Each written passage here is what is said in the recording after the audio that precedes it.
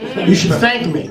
Now go get somebody get the pushki so Vladdy could get all that money that he was going to spend go to Mount Zion, the hill of sand, outside of Jerusalem, and put it into the pushki.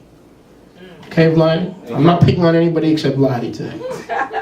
Nice. What a nice rabbi. They were late, so. Just think I could pick on everybody. So, the important sites are not found on modern Mount Zion. Some of the popish sites that are found on Mount Zion are the following. Now, if you enjoy visiting these places, by all means, go and visit modern Mount Zion. Yep, spend your money. Your first stop will be the Dormitan Abbey. Sounds like Abby's bedroom. Exactly. And who Abbey is? Search me. Only Abbey I knew was the one on Abbey Road where the Beatles performed. The first thing you'll see is the Dormiton Abbey, which is a church for German monks. I'm being nice today. I'm not adding any suffixes to that word. German monks. And you also have the pleasure of finding yourself at the tomb of King David. Oh, glory a Dios. The false tomb of King David. The authenticity of this Mount Zion has been challenged on several grounds. Number one, according to the Hebrew Bible, King David was actually buried in the city of David. Whoops, that's the end of that. Inside the gates, with his forefathers. That's right. Both the mountain, the modern mountain, Mount Zion, and David's supposed tomb where he was buried are not in the city of David, inside the ancient city of Jerusalem. Rather, the current Mount Zion and the tomb of David are Crusader inventions. And that's why it's the way of the Pope. So if you like seeing Catholic things, be my guest. You're going to go up the Pope's way, you're going to see the German monks, and you're going to see a piece of stone called King David's tomb. So they moved it. Don't go. It's not correct. How do we know? Well, let me prove it to you in one verse. Emet, in one verse. Melachim Aleph 2:9.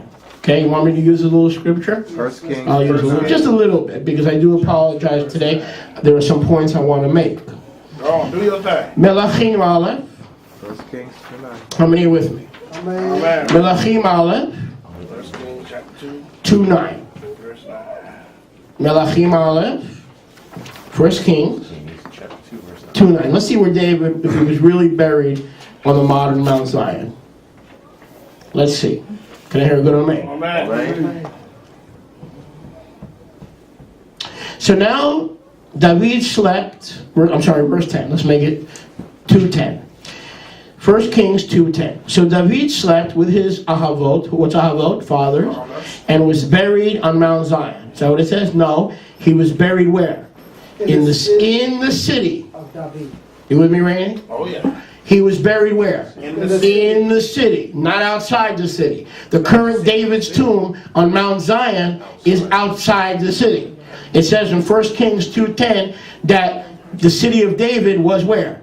Inside the city of Jerusalem. Can I hear a good amen? Amen. So if they tell you that David is buried on modern Mount Zion, should you listen to them? Absolutely not, unless the city was bigger. Tradition can be stifling. Those are mere Crusader inventions. Now let's talk about the room of the Last Supper. Uh-oh. Allegedly seen where? On Mount Zion. You know the Lord had those boys on Mount Zion. Where else would they be, you know? Where else would they be? Oh, hallelujah. That was the Last Supper. So first of all, they take you to Israel and they show you David's tomb. The first thing you should say is, why did I pay $50? The word of Yahweh says David's tomb is inside the city. Why are you taking me to a hill of sand outside the city of David? Then they'll climb a few steps, And you'll see some Orthodox Jews scratching their beard in the city of David on Mount Zion, studying Torah and going back and forth and davening back and forth, back and forth, back and forth. Then you'll climb steps and you'll come to a beautiful velvet sepulcher cover. It's got Torahs and Rimonim and shofars. It's a beautiful mantle. It's a beautifully designed mantle. And behind this beautifully designed mantle, they'll show you a rock, a sepulcher like this, kind of like an oval shape, kind of like rolled down shutters. It looks like rolled down, you know, curved. Right. Roll down shutters. And they'll say, this is David's tomb, but are you a Christian? Yeah.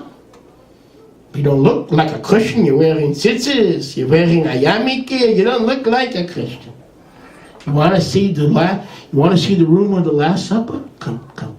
So you climb up the stairs on modern Mount Zion, and you walk into a Crusader room built by the Crusaders with Crusade columns. Even the architecture is symbolic and typical of the architecture of that time. European, wow. So it is the room of the Last Supper, also allegedly seen on modern Mount Zion. According to later tradition, the Last Supper took place in what today is known as the room of the Last Supper, located on modern, what? Mount Zion. Oh, wow. Just outside the walls of the old city of Yerushalayim. Again, this message, the truth about modern versus biblical Mount Zion. The truth about modern versus biblical Mount Zion. So, according to tradition, Mount Zion, located just outside the walls of the old city, is traditionally known as the upper room. This is based on the account in the Synoptic Gospels, which state that Yeshua had instructed a pair of unnamed disciples to go into the city, meet the man carrying a jar of water, who would lead them out of the city to a house where they were to ask for the room where the teacher had a freestanding guest room. So according to the Gospels, he said, you two guys, go meet the man with the pitcher of water. He'll take you outside the city and show you a house where I have a special room, and we could have the Last Supper there. That doesn't make sense. Allegedly, this was Mount Zion, the modern Mount Zion. Now here's a question. Why would the disciples leave modern Mount Zion late in the night, walk all the way to the foot of the Mount of Olives in the Garden of Gethsemane, because we know the Garden of Gethsemane was at the foot of the Mount of Olives, after being drunk with a whole bunch of schnapps, because we know that they all fell asleep. How do you get 12 Israelite men to fall asleep at the same time? They OD'd on schnapps. There ain't no rabbi that can get 12 Jews sleeping at the same time. We can't get 12 people even today go to sleep at the same time. These boys were having some serious Pesach. And part of the serious Pesach was they were having a bissel schnapps. So are we to believe that the 12 Hebrew Talmidim would leave modern Mount Zion, located where? Outside the walls of the city, go all the way drunk. They were half drunk. They didn't. If there were cars in those days, they wouldn't be allowed to drive, because they would be taken into custody for DUI. Walk all the way from modern Mount Zion to the foot of the Mount of Olives, where the Garden of Gethsemane is, and they would fall asleep in the garden.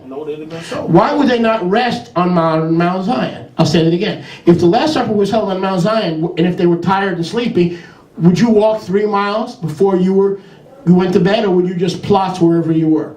You would plot, you'd lie down wherever you were, right? You wouldn't, if you're dead tired, you're not going to celebrate Passover. If I said to you, we're going to be celebrating Passover in Margate, and then after Passover, we're all going to walk to Kendall, so we can get some rest. All of us, we all walked, where would we, if we wanted to rest, what would we do? Right there. We'd rest right where we were. Can I hear a good amen? Exactly. So, where did they fall asleep? Obviously, they fell asleep wherever the Last Supper was. They fell asleep in the same place. Why?